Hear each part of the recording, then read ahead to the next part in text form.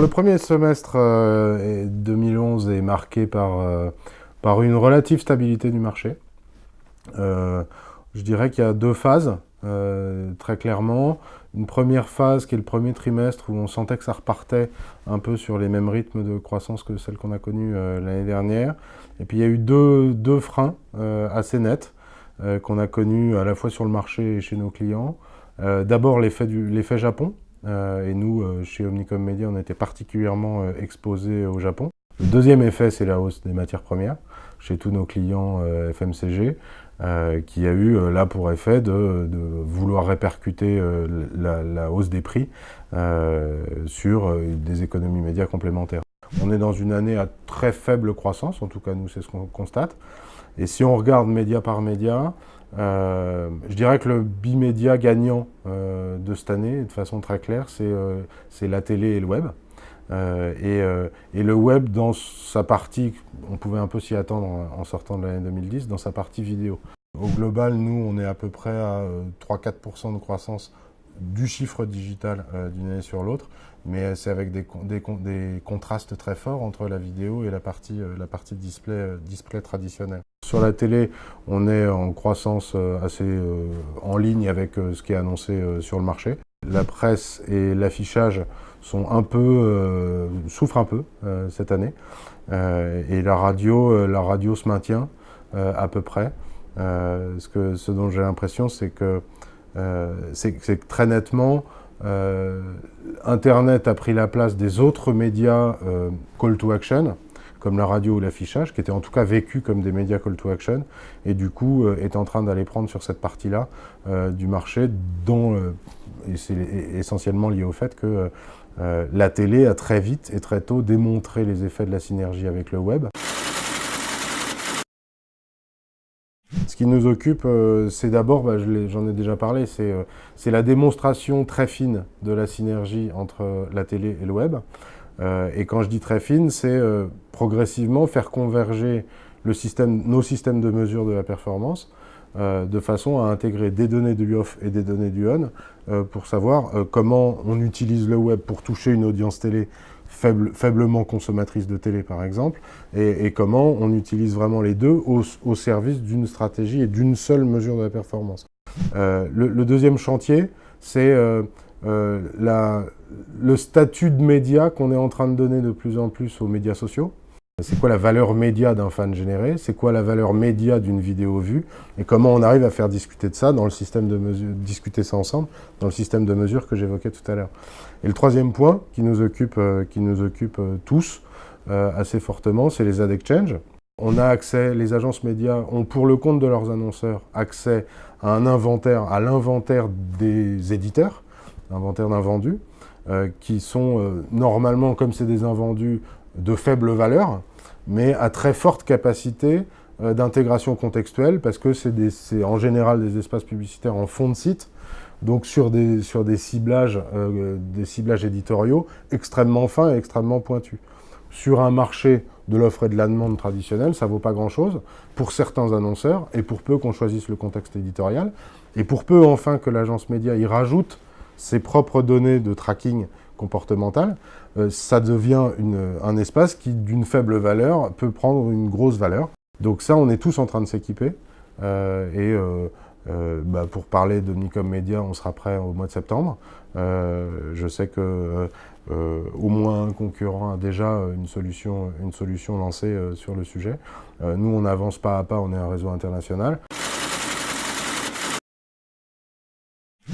Il y a deux façons de faire. Soit on considère qu'on est, on est juste conseil et enrichisseur de données.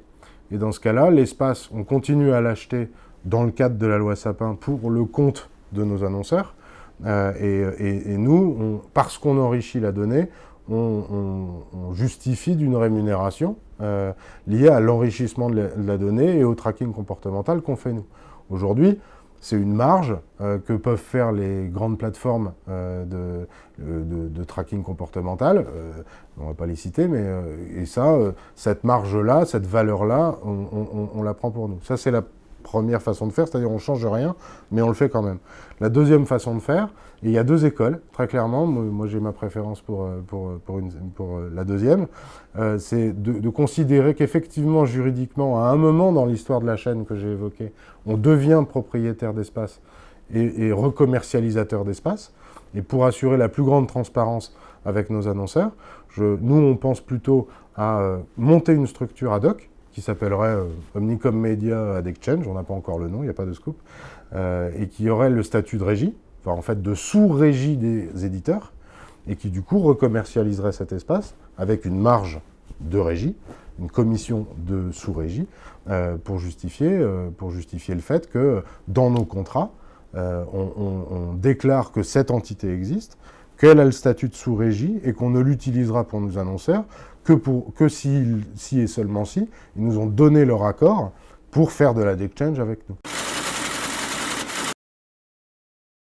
La structure média chez nous a beaucoup changé depuis 2 ans. Raphaël Aflalo, qui est directeur général du groupe en charge du digital, il a fait un très gros travail, à la fois sur les expertises qu'on avait besoin de développer et sur les consultants commerciaux capables dans la maison de vendre autre chose, enfin les autres leviers digitaux hors display classique, l'extension naturelle du métier d'acheteur d'espace. Donc on a fait ce gros travail-là pendant 2 ans. Aujourd'hui, on est prêt et on a fait plus que rattraper le niveau du marché sur le digital. Pour compléter cette structuration, parce que ça représente aujourd'hui à peu près 100 personnes aujourd'hui au digital dans la maison, qui font que ça, soit des experts, soit des commerciaux, on a décidé de renforcer un peu le management digital de la maison, avec Élise Viguier, qui nous a rejoint, qui est directrice générale adjointe de Raphaël et du groupe, en charge des commerciaux digitaux. Les commerciaux étant chez nous placés depuis 1 an et demi à peu près au milieu des équipes plurimédia. Et Tony Carpentier, qui était notre patron du département ICRM, qu'on a nommé récemment directeur général adjoint aussi de Raphaël, mais lui en charge des expertises, et donc il est transversalement en charge de l'ensemble des experts digitaux des différents leviers au service des business units commerciales.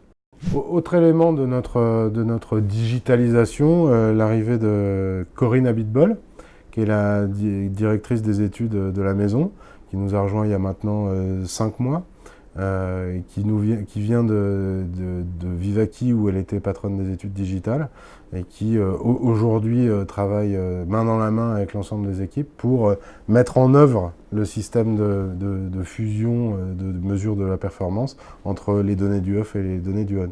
Voilà.